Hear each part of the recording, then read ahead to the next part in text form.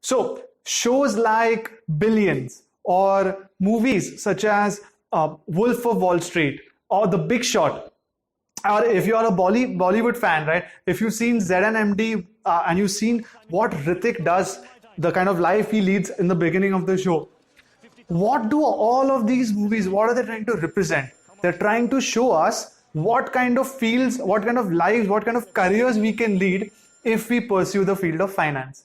And any of these, whether it is investment banking, whether it is hedge funds, any of these, the first step, the ticket to entering any of these fields is Chartered Financial Analyst, CFA.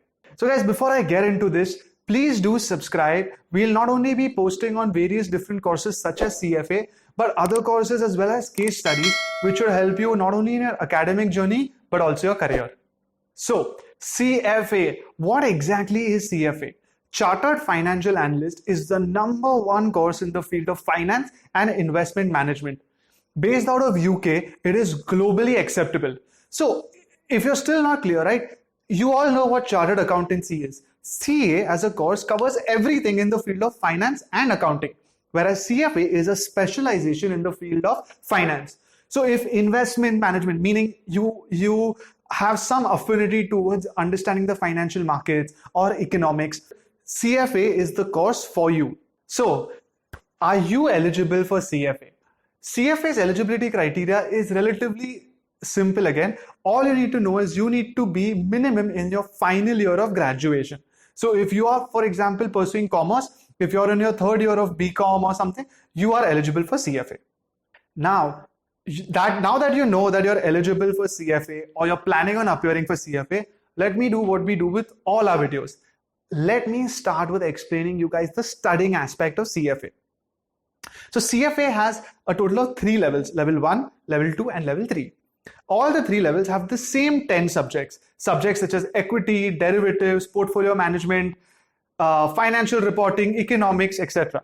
Now, the only difference between the 3 levels is that the weightages per subject differ. By that I mean that in level 1, certain subjects like financial reporting have much more weightage than the same subject having in level 3. And similarly, a subject like derivatives, which has less weightage in level 1, has much more weightage in level 3. When it comes to the exams, how often you can appear for these exams, right? So level 1 exams from 2021 are now going to be held every quarter, which means every February, May, August and November. And level 2 and level 3 are still going to be held every 6 months. Sorry, it's not still. Earlier they were level 2 and level 3 were only held once a year, but from 2021, level 2 and level 3 will be held every twice a year.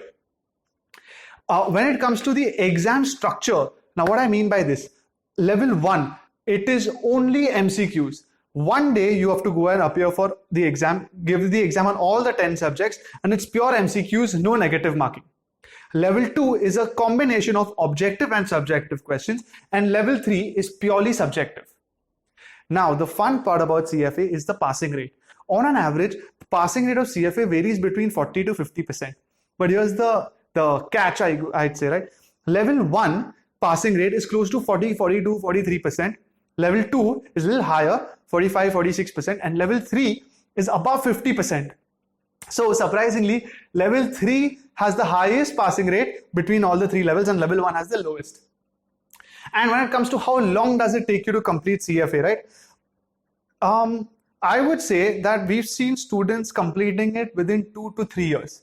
However, that being said, you can finish it in a shorter period of time, or you could take much longer depending on your speed, how often are you giving these exams. Now, the most commonly asked question as usual is, what kind of salary will I earn? What kind of job will I get? What kind of future do I have if I pursue CFA? So if you're pursuing only CFA, right, there are many companies currently which are ready to hire you at various packages. So CFA has one big advantage, right?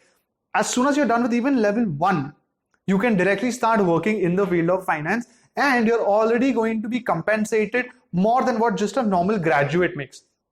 So on an average, a simple level 1 starts being paid anywhere between 4 to 5 lakhs. I have heard that in companies such as Anand Rathi, level 2 students are also paid 8 to 10 lakhs. And if you're level 3, the sky is the limit. Plus, you combine your CFA with, let's say, an MBA, and you become an unstoppable force. That's when getting into careers such as hedge funds or investment banking, the thing we spoke about at the beginning, that becomes a possibility. And that being said, what kind of profiles can you get hired into? CFAs get hired into things such as portfolio manager. They basically do something known as equity research. So you just sit and analyze all the companies that are listed and trading in the market. As usual, maybe I'm repeating it again, but investment banking and hedge funds again is something which becomes a career path. And when it comes to what kind of companies hire CFAs, you can, if I look at Indian companies such as Motilal Oswal, Anand Rathi, ICICI Securities, these Kotak Mahindra Securities, these are the Indian companies that hire. And when it comes to international MNCs, besides the big four, companies such as JP Morgan, Morgan Stanley, Goldman Sachs, all these kind of companies hire CFAs. And this is just for India. You can take this qualification and travel across the world, and you will have opportunities anywhere in the field of finance. And the last part of our video is how much does it cost to complete CFA. So on an average, it will take you close to 3.5 lakhs over a period of 2 to 3 years to complete CFA. This almost 3 lakhs comprises of the examination fees, which you pay in dollars, the registration fees, the study material, the training fees, and miscellaneous expenses such as there are specific calculators which you need to purchase to appear for the CFA exam. So when you take all of this, this is approximately the overall cost. If this is acceptable to you, CFA is one of the most coveted, sought after courses in the field of finance. You can start working along with your, as soon as you've completed level 1, you can combine it with other qualifications such as MBA, if you're already a CA or ACCA kind of courses, and you become a force to be reckoned with. Accepted across the world, including India, it basically gives you an edge over anybody of your age who has lesser academic qualifications. I remember I have a friend who used to work with me in PwC. He was already a chartered. He wanted to go to the US to study something in MBA because he wanted to get into investment banking. But as per his planning, to get into investment banking or to even get into this college in the States, he knew that CA ke saath, with CA and PwC on his CV, he also needed CFA. So along with his work at PwC, he would study for CFA. He cleared. He's right now studying in the States in that, and he's going to be coming back with some kick-ass job for sure. That's the kind of future you can have if you study CFA. So guys, with that being said, I hope that this helped you in some way make a decision. And if there is anything that we've left unanswered, please do put it in the comments. We'll get back to you. Thank you so much. So guys, wait.